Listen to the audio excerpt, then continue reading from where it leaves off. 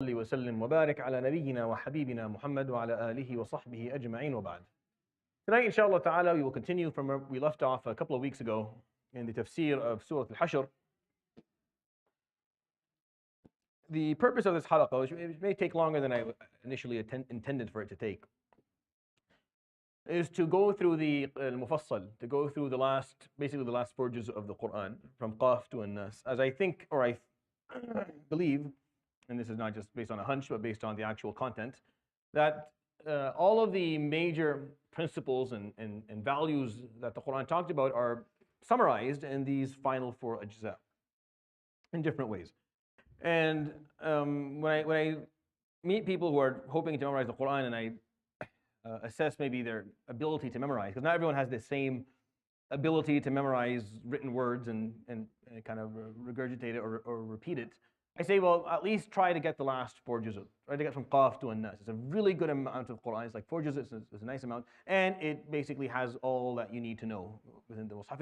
If you understand it, then you have a good portion. And that's what this is why I'm doing this halaqah. The goal is that if you slowly memorize these, every week we do like half a page or a page or something. It's not a lot. Then it's something that you can hopefully build upon over a year or 2. You end up with a few juz. It's better than not having them at the end. So the juz that we're in, and we went through the first cluster of surahs from Qaf to Al-Hadid. I talked about that to some degree of detail. I'm not going to repeat any of that. You can just go back to the episodes if you want to listen to it.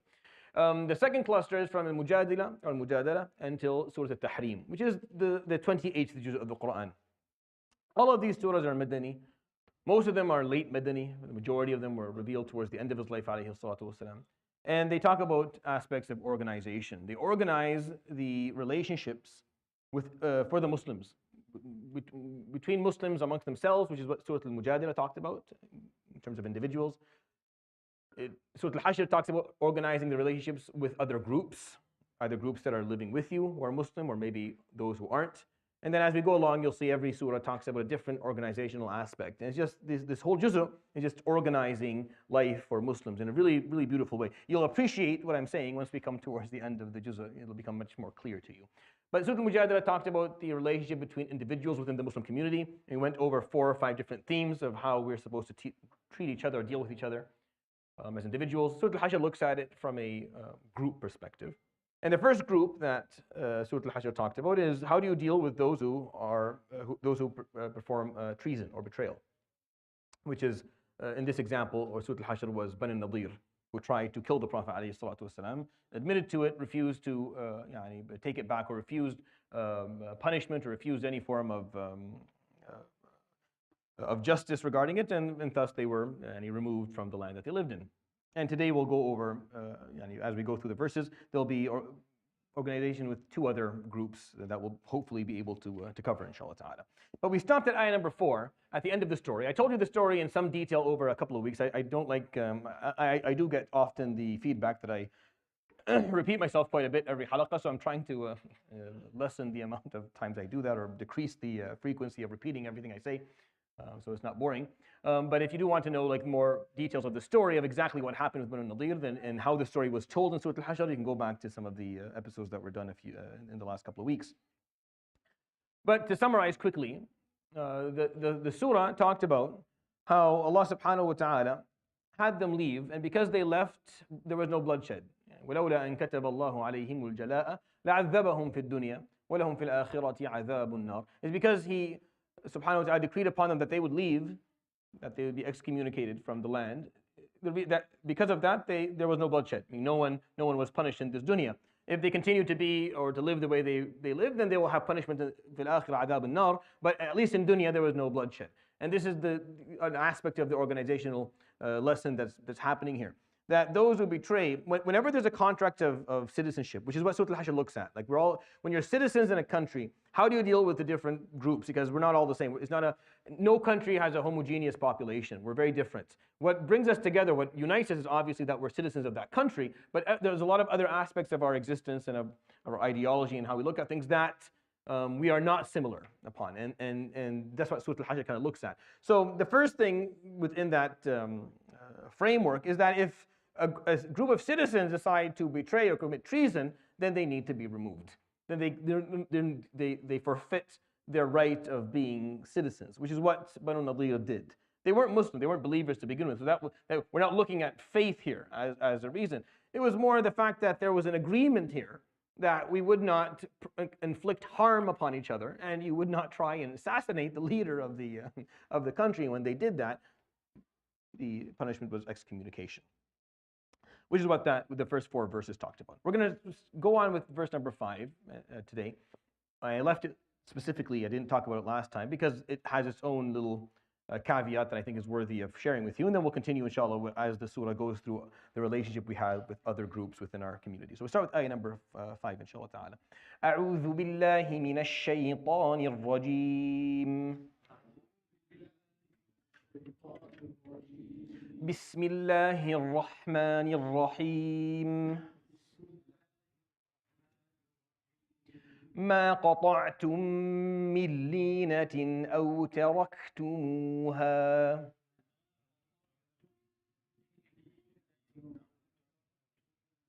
So when we say millinatin, the noon for the word min is not pronounced at all. Like it doesn't exist at all. You go from the mim to the lam. Like if it wasn't written, it wouldn't make a difference in terms of the sounds that are going to be made. ما قطعتم millinatin. This is called idgham kamil bila gunna. So you don't hear the noon at all. There's no remnant of the noon, because there's a remnant of the noon that comes.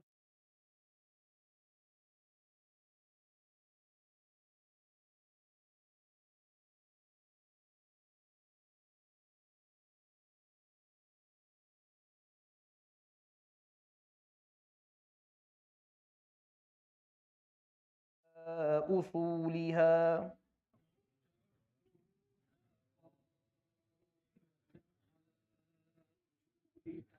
فبإذن الله وليخزي الفاسقين.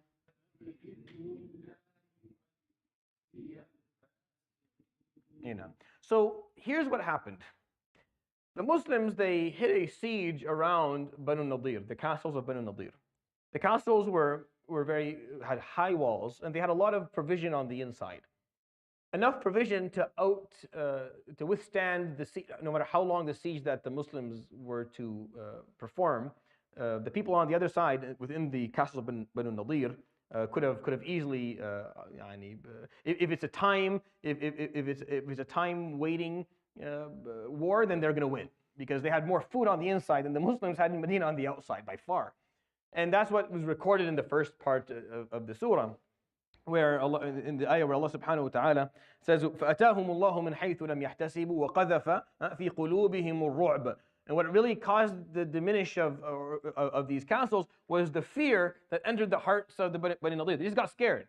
Why exactly? It's Ru'b is Allah subhanahu wa ta'ala's tool. That's how that's his servant. People just got scared. They panicked, and they basically put so much pressure on their leaders that we need to surrender. And the leaders were telling them that we don't need to surrender. We're fine. They have no chance of getting through these walls. We have way more food here than they do have out there. Like they'll starve before we do. So there's no reason for us to end this siege. But they panicked. And because they panicked, it ended. But for the time where the Muslims were outside of these castles, as I'm pointing out, they didn't have a lot of provision, so they were hungry and they were cold. The time that this siege happened was during the winter months. And granted that the winter in Saudi Arabia or in Arabia is not a winter here in North America, but still the nights are freezing. Like the nights are really cold. You can die easily. If you're out in the desert at night, you will die. You have a higher chance of dying from low temperatures at night than you do from the high temperatures from the sun during the day. And this is a known fact. If you live in the desert is actually more, the frostbite that you get at night is much more harmful than whatever the sun does to you during the day. So they get very, very, very cold. So at one point, they debated whether they should cut down a couple of trees to use for wood, for fire. But the teaching that the Muslims had is that you don't cut a green tree. That's what the Prophet ﷺ taught. This is what he told every sariyah, every group of combat that was sent to do a thing. لا تقطعوا شجرا مثمرا، لا تقتلوا وليدا، لا تقتلوا بهيمة. Don't slaughter animals uselessly. Don't cut trees. Don't burn land. don't murder children or women, don't harm people who are inside places of worshipping. These are the commands that he gave every time, alayhi salatu wasalam. That the same commands that Abu Bakr radiallahu anhu gave and Umar. This became the legacy of how Muslim armies functioned. So they weren't sure what to do. They ended up choosing to chop down a few trees to use to make some fire so that they wouldn't freeze to death. And they regretted it immediately afterwards. And they went to the Prophet ﷺ and saying, Ya Rasulullah, we've sinned. Like this is what we did. We cut down a few trees.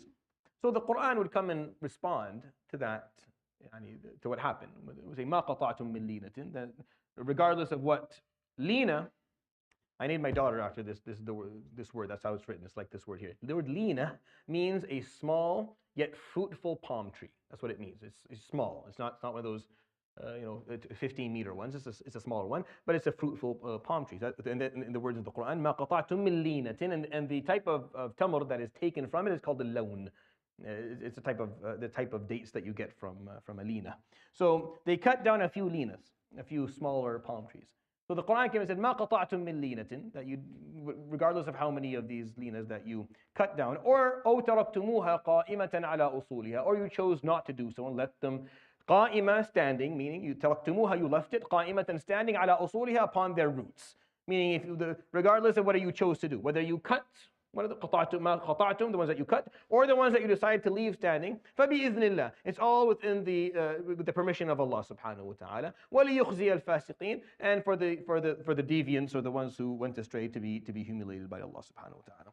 The verse is pointing out a couple of interesting things. Number one, that there had to be permission to cut down a green tree. That there had to be permission. He said, فَبِإِذْنِ meaning it's something that Allah subhanahu wa ta'ala permitted you to do. Without permission, you're not allowed to cut down green trees. This is the teachings that we have within our deen. This is what the Sahaba understood. That's number one. Number two is actually the story behind why this verse was revealed, because the Prophet ﷺ could have just told them that, yeah, you're fine, you're good, and move on. But what happened was that when they cut down a few trees to build a fire so they wouldn't freeze to death and they were able to cook, the people of Bani Nadir on the other side, they saw them cutting down a few trees. Altogether, the narration that exaggerates the number of trees, it said that there were 5 of them. So it wasn't like they deforested an area, it was just a couple of trees. So when they saw that happening, they would send the Prophet ﷺ a message. And they would say, Ma hada ya Muhammad, what is this? تقول أنك لا تفسد في الأرض. You say that you don't cause corruption on earth. فتقطع الشجر. You're cutting trees now. You're acting like you came to the world acting like you're some environmentalist that cares about the life on earth, and your people are chopping down trees. So they used it against him. Alayhi salatu wasalam. And I think that's why this ayah made it, or this incident made its way to the mainstream. Like it's a Quranic verse that we have to recite and talk about. Because it's not just about doing what's permissible. It's also knowing to do, watching out that what you do represents the deen one way or the other. It's not just about doing what's permissible versus what's not permissible. Also remembering that what you do represents the deen, even though you may not intend for it to do so, even though you may feel that's not fair, and even though I may agree with you and say, yeah, it's totally unfair. But what is right and fair and what is real are two different things, and always will be. The only time that they'll become the same is that if you as a Muslim decide to live that way. Meaning if you make what is right to your reality, then they basically come together. Otherwise, the world doesn't function that way. It is not correct to judge a group of people or to judge a faith or an ideology or a way of thought based on the behavior of a few or based on an action that happened within context. It's not fair to also tell a story with no context to it and allow people to make their own assumptions to what actually happened, or to demonize individuals based on actions without actually pointing out maybe why those actions occurred. Everybody does this, unfortunately. It's not something that non-Muslims do to Muslims only, so we can't just sit here and complain. Because we do this too. We do it to each other, and we do this to others as well. And this is something that this ayah, I think, is teaching. It's an aspect of organization, honestly, as well. That we have to be careful for it's a two-tier issue. Number one, you have to be very careful when it comes to doing things that will end up one way or the other, representing your deen. I mean, when you do something and you know that the public eye is on you in some form or manner, knowing that that's going to reflect on Islam itself, you have to be careful and you have to be smart. I mean, you have to make decisions conscious of that fact and that reality that you're sitting in front of. And that's from fiqh al-waqi' and fiqh al-da'wah. And this is something that the scholars have talked about for a very long time. That when you are in a position where you are representing the deen, then you are no longer held to the same standard that someone who isn't is held to. You're held to a higher standard. And that's just the reality of life. And that goes for everybody. If you're a physician, you know that. If you're a judge, you know that. If you get on a minbar, you know that. Like, this is, the moment you do these things, you're held to a different standard. You make a mistake, you're done. You're done. The mistake that you made, everyone makes all the time. Like, it's no big deal. Like, it's not even a mistake. Yeah, I know. But you're not held to that standard. You're held to a different one. So if you're not willing to do that, then you can't be in that position.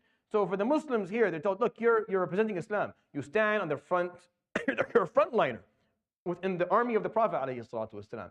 It used to be back in at least when we were functioning, if you were in the army of the Muslims, you were someone who represented Islam. You weren't someone who couldn't find a job, had problems with substance abuse, had a really bad childhood, so we get you into the army so you can go, take all that, all those problems out on other people. No, if you were in his army, alayhi salatu, it's because you had earned to be there. He didn't let everybody join, alayhi salatu wasalam. This is important. Like, he was very picky with who was going to be with him and go with him, because it was based on merit, it was based on ethics, it was based on understanding the deen. That's why if you made a mistake on one of these saraya or ghazawat, if you went and you made a mistake, you were not allowed to go again. You were held back. Your punishment was that you weren't allowed to go again. This is really interesting. This is an aspect of, so the Muslims who cut these trees, they felt guilty. So the Quran told them, it's not, you had the permission. But the ayah is there to point out, by the way, it did make its way back. And it did become an issue where the Prophet ﷺ was being told, yeah, you cut down trees. So maybe you think about that in the future, that this is an actual problem. That when you do things, you do represent the deen when you do them. And that can ricochet negatively upon you and upon your deen in general when you don't take care of that, or you're not attentive of that concept. And it shows the value that Islam carries and the Quran carries towards the environment. It's just a tree. Almost, to me, it's not even a story. Like, I don't even feel that this story, or I'm speaking here as just to entertain a thought, yani. Like, when you think about it, why is this story being told? Why do I need? What is it? Obviously, if they're freezing, they're going to chop a tree. Not really, no. Not unless Allah subhanahu wa ta'ala permits them to.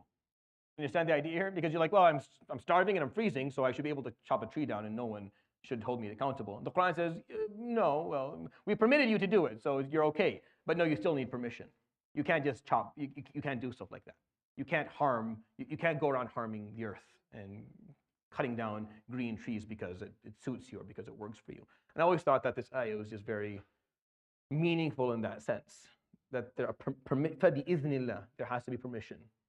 You are granted it, so you're fine. To humiliate those who deviated from the way of Allah subhanahu wa ta'ala, meaning their comments that they made to the Prophet alayhi salatu wasalam mean nothing. They don't matter. But the incident made its way into the book of Allah subhanahu wa ta'ala. It's important to know these things, by the way, because not every incident in his life alayhi salatu wasalam became a Quranic verse, right? Not everything. A lot of things didn't make it to the Quran. I'll tell you the stories, obviously, we'll point them out, and they're interesting, and they're beneficial for sure. But not everything was of the degree of significance and importance that it made its way to the Quranic verse, for it to be something that we would continue to recite to the Day of Judgment, that is something that has full degree of authenticity, so you can't come at some point and say, well, maybe it didn't really happen that way. Maybe there's pieces of context here that are missing. Maybe the Prophet ﷺ meant this. It open for interpretation. When it makes it to the Quran to this degree of importance, then it becomes something that is almost, it becomes a principle.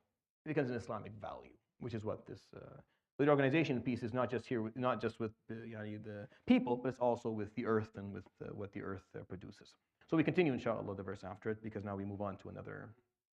It's all within the same story, but we move on to a different aspect of organization. وَمَا أَفَاءَ اللَّهُ عَلَى رَسُولِهِ مِنْهُمْ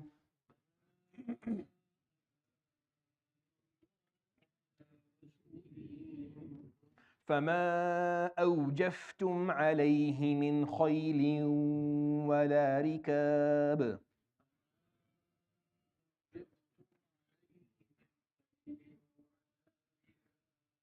وَلَكِنَّ اللَّهَ يُسَلِّطُ رُسُلَهُ عَلَى مَن يَشَاءُ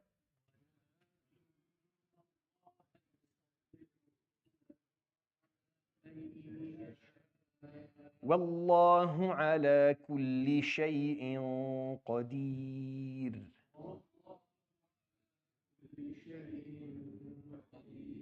ما أفاء الله على رسوله من أهل القرى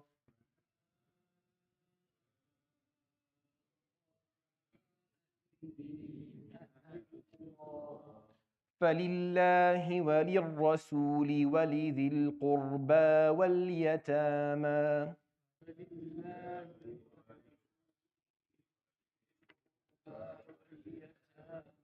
واليتامى والمساكين وابن السبيل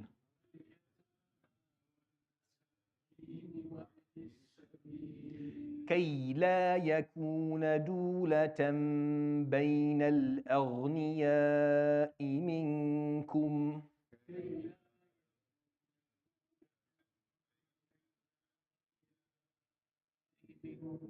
So watch out, it's دولة, it's not دولة. Okay, this is like a common mistake. دولة بين الأغنياء.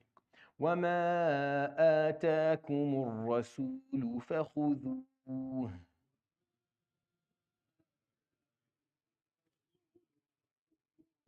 وما نهاكم عنه فانتهوا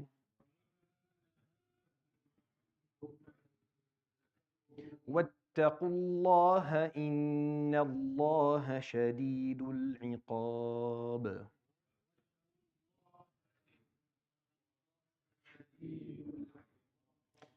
So 2 verses in a row, and they start similarly with a small difference with the waw at the beginning of the first one, and there's no waw at the second one.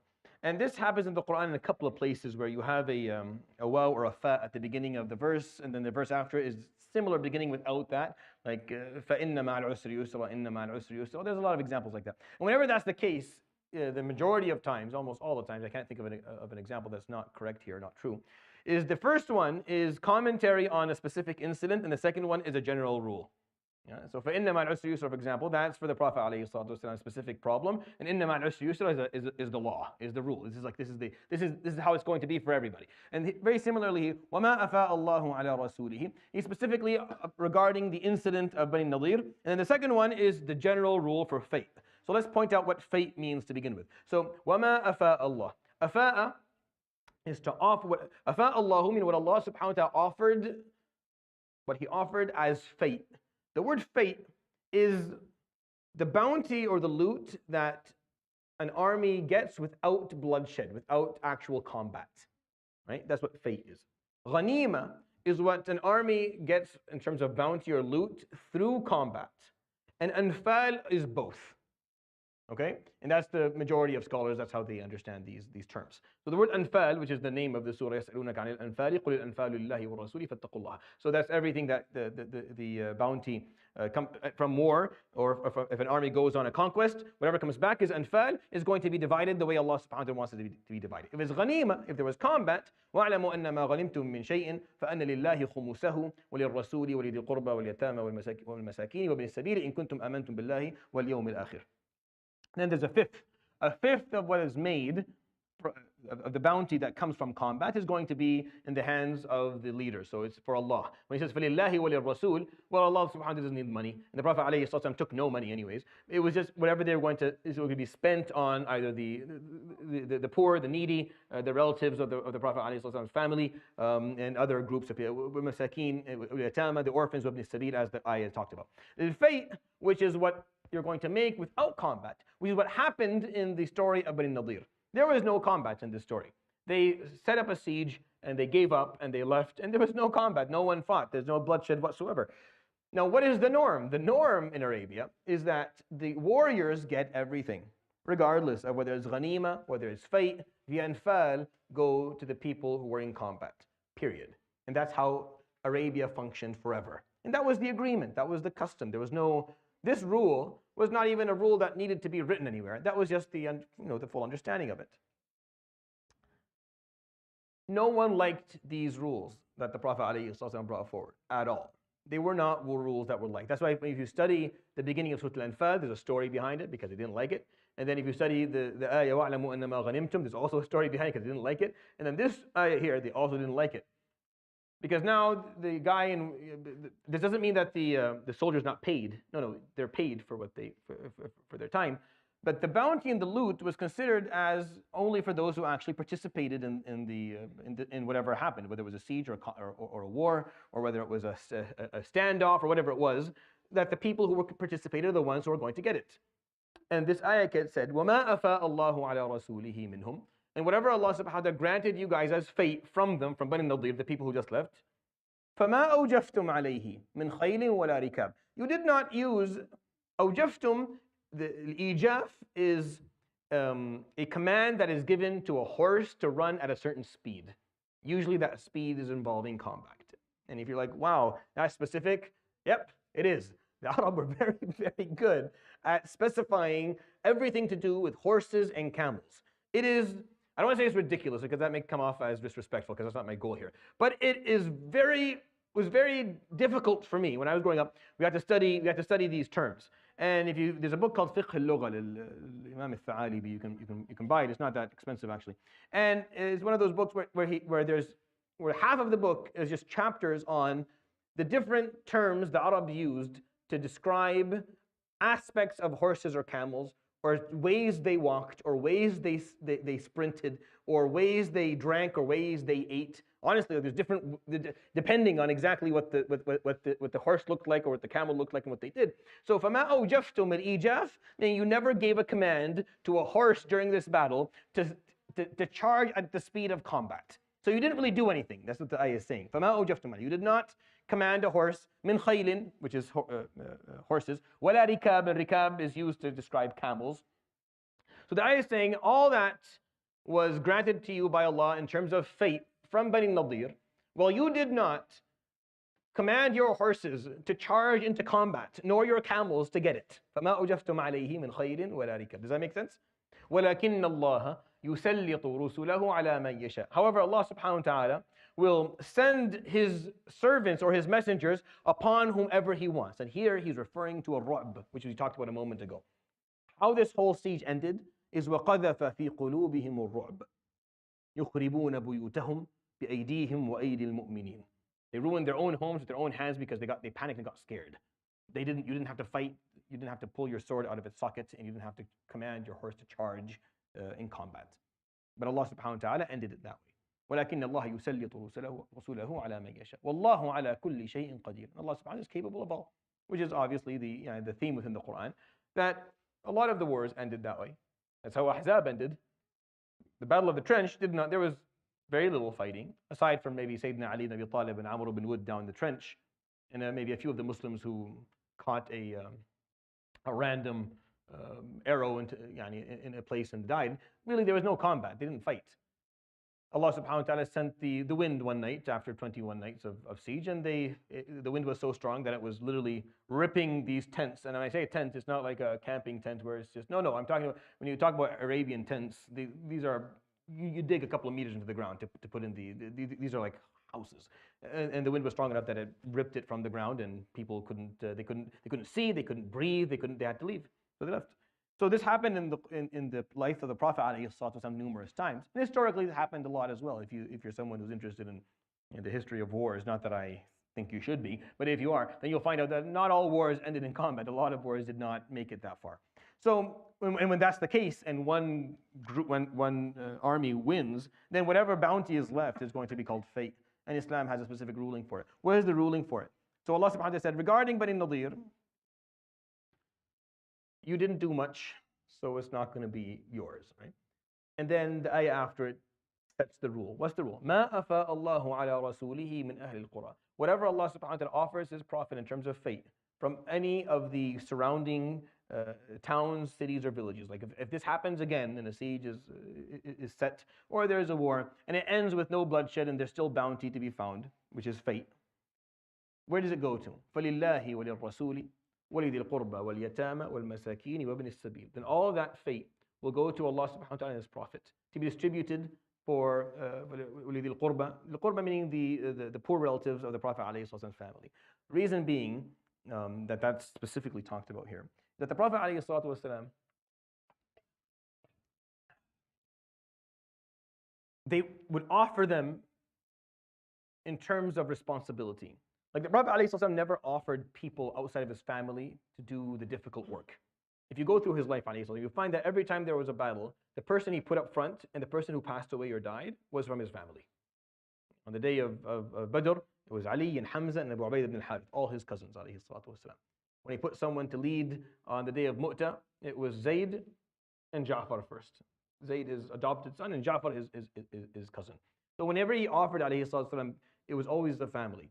And alayhi salatu wasalam would not take sadaqah. So he himself would not take sadaqah. Meaning there was no way for them to actually take any mal zakah at all. That's a ruling regarding him alayhi salatu wasalam and his family.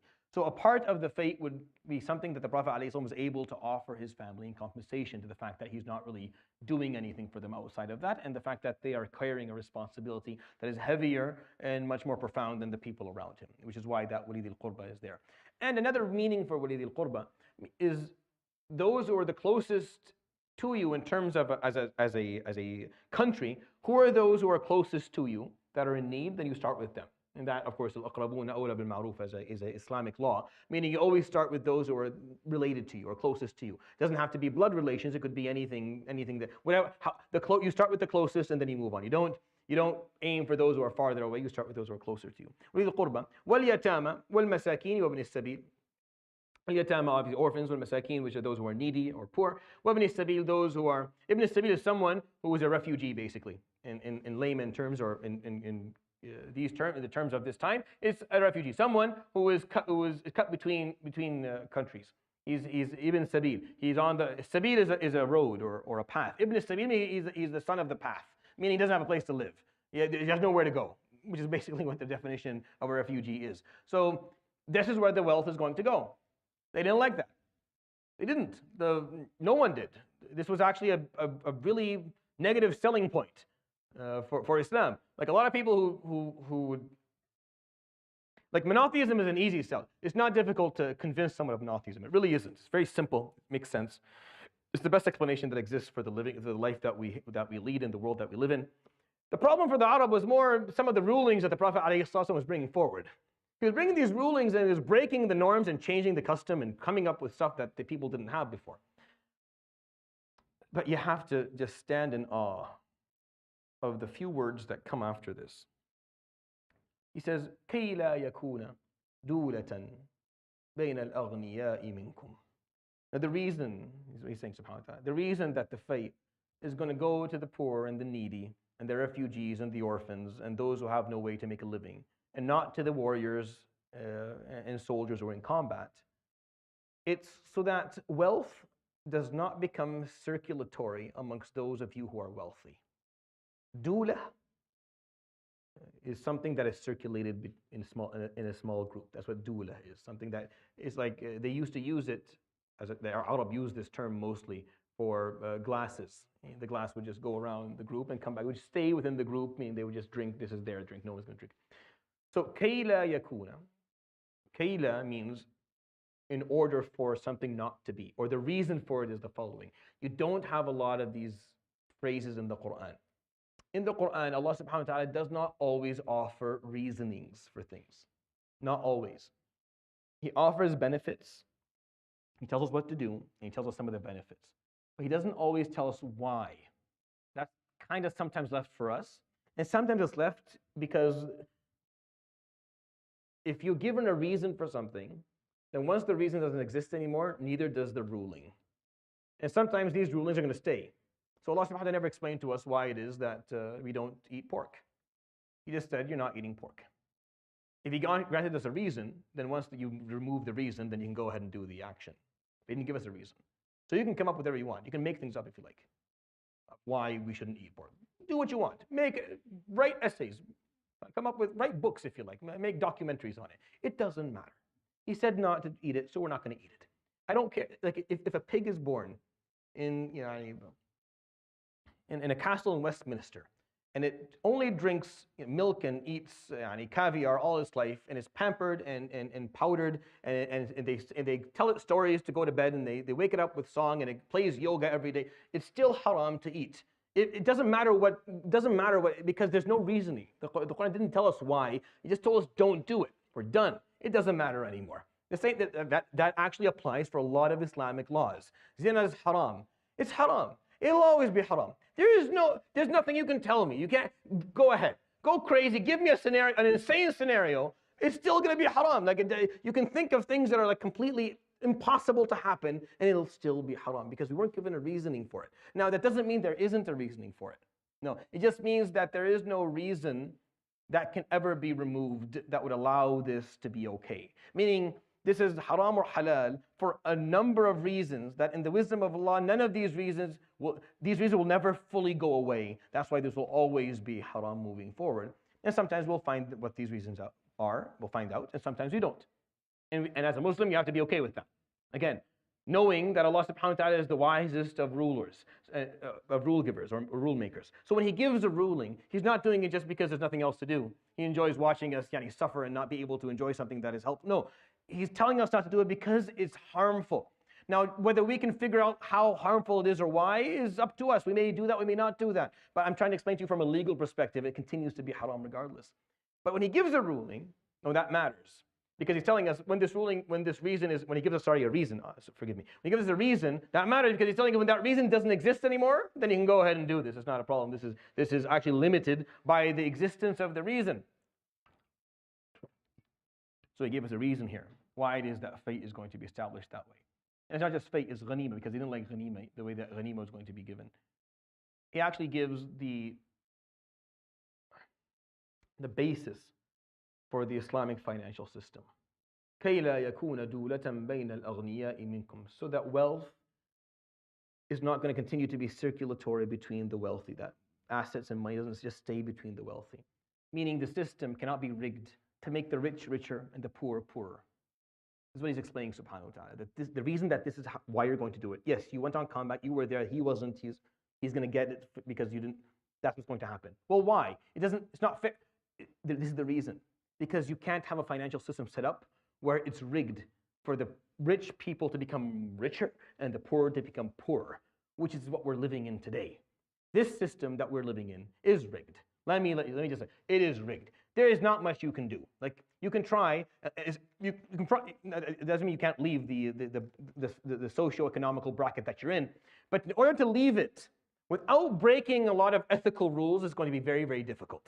Like without doing something that's a little bit dubious, something that's kind of where you have to ask the Shaykh. You didn't ask the Shaykh the fatwa on this one because you didn't want to really hear about it, and now you have the wealth, you ask him maybe how to make out for stuff.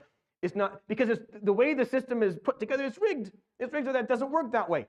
And the way the Islamic financial system is put together is that no, we don't want the rich to become poor, but the way it's going to be put together is that the velocity at which the rich become richer is going to be correlated with the velocity that the poor are going to be removed from their lower socioeconomic status into something that is middle class. And that is why the fate is going to go to the poor. Even though the warrior who's standing there, who's been fighting for years, he has a lot of wealth at home, is not going to get any of it. And they feel it's not fair, but it doesn't matter what they feel, because this is how this system is going to be put together. This is extremely important within the deen. It's very important. This is why riba is haram. The reason riba is haram is because it's rigged. If I have all the money and you have none of it, right? And you're going to take a loan from me so you can start a business, right? And I am not investing in it. I'm just giving you the money to be paid back to me with interest. I have all the money and carry none of the risk. You have no money and you carry all of the risk. It's rigged. Of course, 9 times out of 10, you're going to fail and you're going to owe me more. Like probability-wise, just if you're someone who just understands basic math. If you carry all the risk and have no money, and I have all the money and carry no risk, probability-wise, 99% of the time is going to work in my favor, not in yours. It's not going to work in your favor. The number one reason for slavery back in Arabia before Islam was not war. It was usury. It was usury. You owed so much money, you could never pay it back. There was just not enough it was impossible. Like the amount of money that you owe, no matter how, you can work 10 lifetimes, you're not going to make this money back. So the best, so what do? You know the story, the pound of flesh? Pound of flesh doesn't work. They're not going to do that in Arabia. So what do they do? Then you're going to be owned now. You are owned. Now you're no longer, you lose your freedom. And this is why, this is actually one of the reasons that riba was removed. Now there's probably, again, riba is haram regardless of there being a reason or not. Nothing's going to change it. That's why living in this society doesn't make riba halal. We don't claim riba to ever be halal. When we say that you can enter into a contract that has riba in it, we're not saying it's because we have just declared riba to be halal. No, riba is always going to be haram. It's always going to be negative. But we are looking at issues of necessities and issues of outcome that and reasoning that allows maybe for some flexibility for people to grow. But this wording in Surat AlHashr is just majestic. It's very, very meaningful. كَيْ لَا يَكُونَ دُولَةً بَيْنَ الْأَغْنِيَاءِ مِنْكُمْ. Because the wealth is not designed to be circulatory amongst the wealthy only. The system has to be designed in a way where if you are rich, you don't lose your wealth. You don't become. We're not designing it so that you become poor. No, it's designed for those who don't have money to make it. Those who are in the lower socioeconomic statuses and brackets to make it and move forward. And that's the relationship. That's the first. This ayah is organizational. This is like a very clearly, just a very powerful organizational verse in the Quran. It's organizing the relationship we have with those from our financial system, within our community. Within the Muslim Ummah, this is how your wealth is going to be organized.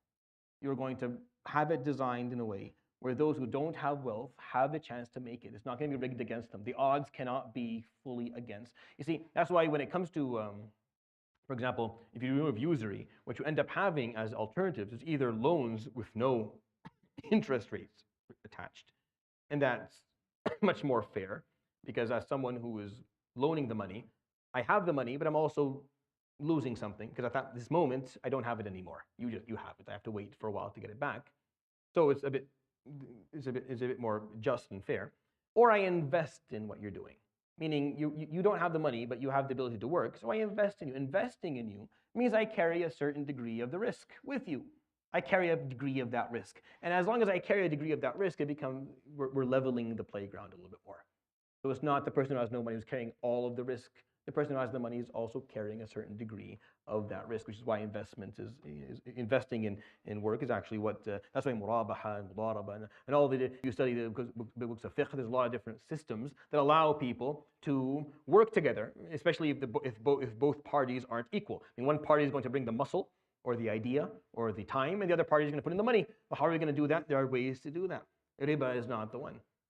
Riba is not the one. It's not fair. Now, granted, if you were to sit with an economical mind of our time, they'll argue with you a little bit on whether what we actually do is clearly or openly riba in comparison to what these verses are talking about. And I would agree there are some major and critical differences in the current economical system when we talk about loans and interest rates in comparison to what it was back at the time of the Prophet ﷺ. I am not a specialist in this field by any means, and I don't claim to be, and I don't really like talking about this topic in too much detail. I don't fully feel I have a command of it.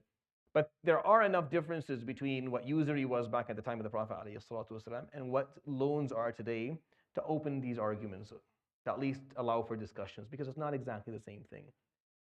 When they gave out loans, it was based on mal. It was money. It wasn't currency. And that's a critical difference. See, money holds its value with time. It was based on gold. Today, you take loans. You don't take it in terms of gold. You take it in terms of a currency that is designed by not designed. A currency that the moment it is printed on a piece of paper, it starts losing its value. Like that's how it's put together. It's not even a claim I'm making. That's how it's actually done. It loses value with time, and it can't carry its value for forever. Money, on the other hand, does. So when we talk about Islamic loans and usury, they're talking about money. They're talking about something that carries its value, like gold and silver, for example.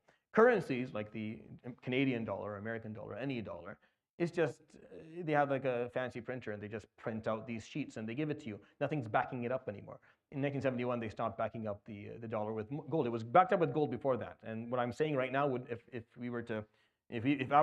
right now, if today was 1970, then what I'm saying would have meant nothing, because the currency is backed up by gold. But today it's not.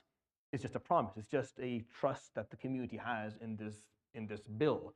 If that trust ceases to exist, we'll eat each other alive, basically. It doesn't work anymore. So there are differences, key differences here between the two. And I'm just saying that so that if you're, this is something that bothers you, look into it a little bit more. It's not as clear cut.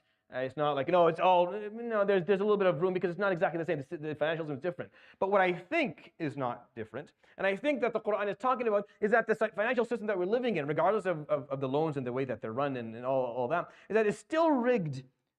It's still rigged in a way where if you are in a certain socioeconomic sense that you're not, the probabilities of you leaving it is very, very low.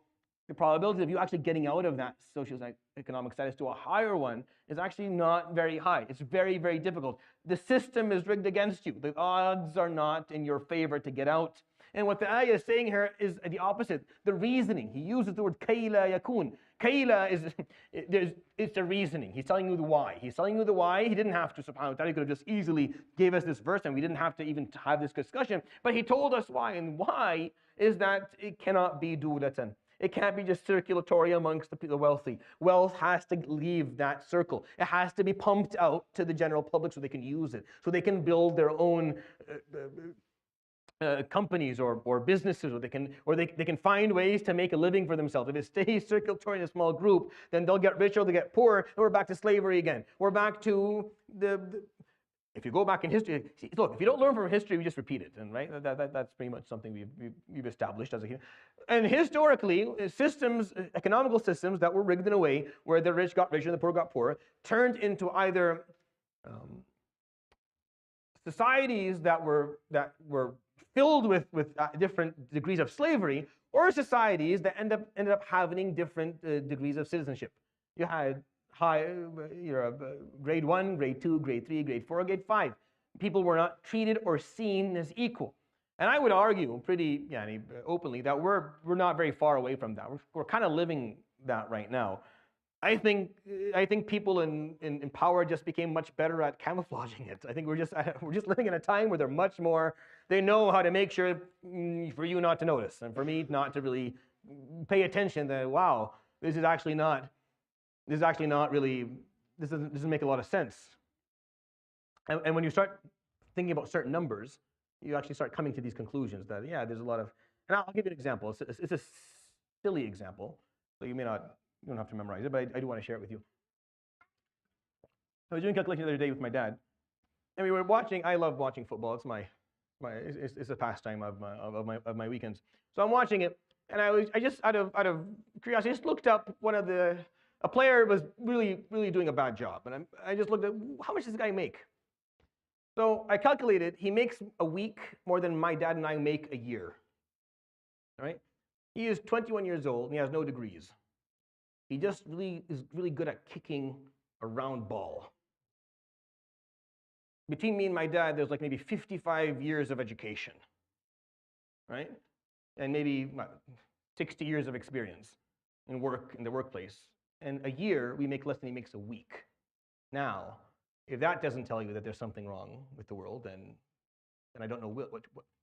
Again, if that person, that 21-year-old, was actually doing something, meaning actually producing something of benefit, then maybe I would shut up.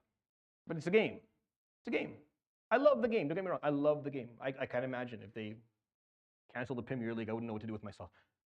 But the concept of these financial differences being there, being open, you can just look this stuff up and read it, and for that to be the norm, I think argues that we're functioning in this world, economically at least, or financially, in a way that's very unhealthy.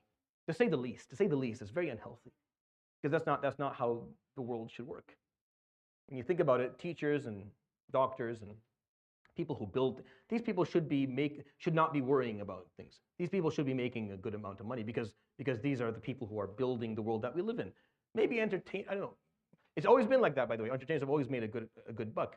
But the way the world is moving, is it moving in a direction where this is being equalized a little bit? Is it being worked out? Are the numbers I'm talking about getting better? You understand what I'm trying to say? They're not getting better. If anything, it's getting worse.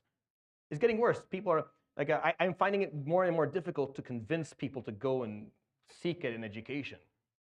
You know, a 4 or 6 or 8 year education where they end up accumulating, I don't know how many tens of thousands of dollars in debt. To do what? To start a job at $65,000 a year? It's hard. The importance of knowledge is undisputable in Islam. Like, it's something that I can't.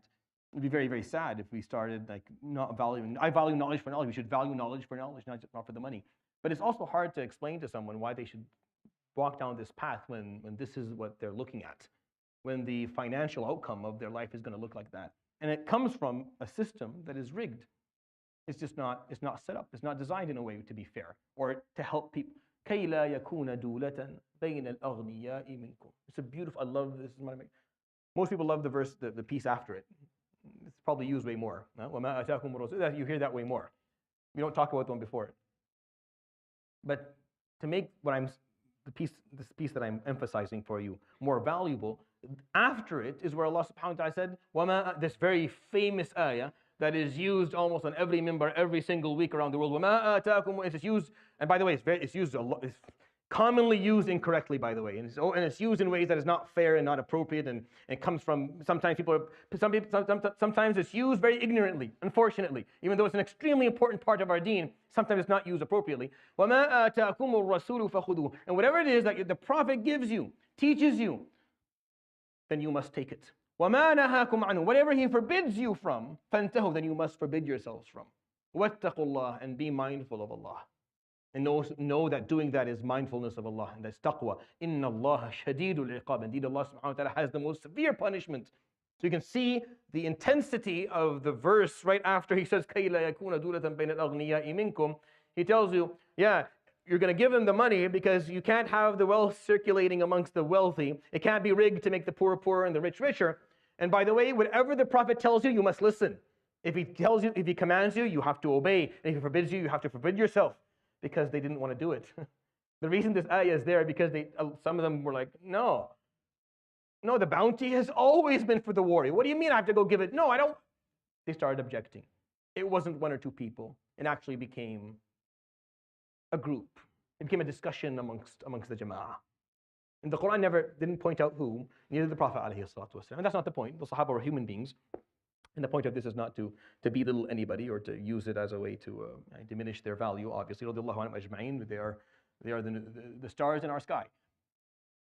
But many of them did not like this. And they start talking about objecting. And the ayah would come and say, وَمَا آتَاكُمُ الرَّسُولُ فَخُذُوهُ. Whatever he gives you, whatever he teaches you, whatever he commands you, you take it fully.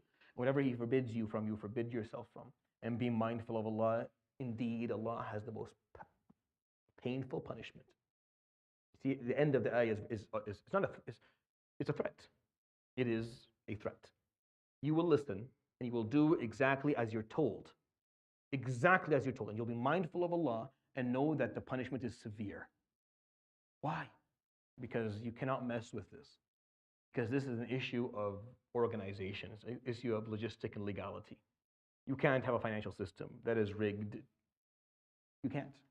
And if it is, it cannot be Islamic. And as Muslims, you cannot accept that, which is the beauty and the strength of this ayah. Is the beauty of this verse and this story. That yes, you're starting a country, you're starting an ummah, you have a nation now, you have a group of people, they believe. Great, amazing, amazing. Your financial system is going to be designed in a way where لا يكون دولة بين الأغنياء. The wealth will not just be circulated amongst those who have it. There has to be ways to get it out to those who need it. There has to be ways to get it out. And it has to, and the rich have to be okay with that. They have to be okay with that because they're doing well, and the system is not designed for them not to do well or for them to lose what they have, but they have to be okay with amounts of that not going into their pockets. And we don't live in a time where that's the case. Anywhere, it's not. I've lived in both parts of the world. It doesn't exist. It's not even close. Not even close. We are headed towards. I believe that the wars of the future will be based on that. Will be based on so much of the wealth being concentrated in so few hands, and so many of the human race fighting over such little resources, such few resources, that will just lead to chaos. You see, when Allah subhanahu wa ta'ala tells us to do something, it's not just the issue of us obeying Allah's command. It's not just taking what the Prophet ﷺ gave us. It's not just that. It's also that if you don't do that, you doom yourself. You cause doom, meaning you ruin something that is functional. You come to a point where there's no return anymore. There's no way to fix what has been done. And I don't think we're there yet. But if we don't start thinking about this topic, for example, this example, in more intelligent terms, and looking at it pragmatically in terms of how it can be practiced, then we are headed in that direction. We're headed to a point where there'll be the numbers of people in the billions who make less than $1 an hour, for example, versus those who are making, is going to be so imbalanced that we're going to lead, we're walking into chaos. When Allah subhanahu wa ta'ala talks about Ya'juj and Ma'juj, for example, we don't know exactly what it means. What we do know is that it's chaos. Like we can't for sure comprehend exactly what he means when he talks about that subhanahu wa ta'ala in the Quran. There's a lot of symbolism obviously in it, and there's lack of clarity. And the scholars who have differed upon this for centuries. But we do know is there's chaos. There's going to be a time of chaos where people are just raiding each other, where they're just running through towns and villages and cities and just taking everything. And the only reason you can imagine that happening is just you come to a point where the poor have literally come to a point where they have nothing to lose, where they have nothing left to lose. When you have nothing, a person who has nothing left to lose is very dangerous. It's a very dangerous state to put someone in, where they have, that's it, there's nothing left to lose. I've seen that. I've seen people who have nothing, they've lost everything, so there's nothing left to lose. It's a very concerning moment, very concerning situation to be in. And that's why I think it's beautiful to, not just to appreciate what Allah subhanahu wa ta'ala says in Surat AlHashr here, as He organizes for us our relationships with the groups around us, whether it's with citizens who betray, or whether it's with the earth around us, or whether it's the financial system that's going to govern. We're going to talk about the poor in a moment. The organizational piece with the poor is going to come in a second. We're going to read next week, inshallah, ayah number 8 and 9 and 10, and he'll detail for us, subhanahu wa ta'ala, a little bit more what that means. But this here, giving us a clear basis for what our financial system would look like, is for sure, as Muslims, worthy of our time to contemplate and think about. And I'll end, inshallah, with that. It's Isha time. Inshallah, we'll continue with Allah ta'ala next week. Subhanallah bihamdik, la ilaha illa anta astaghfiruka wa atubu ilayk. Wa sallallahu wa sallam wa baraka ala nabiyyina wa habibina Muhammadin wa ala alihi wa sahbihi ajma'in. Jazakumullahu khairan. Barakallahu feekum. Assalamu alaikum wa rahmatullahi ta'ala wa barakatuh.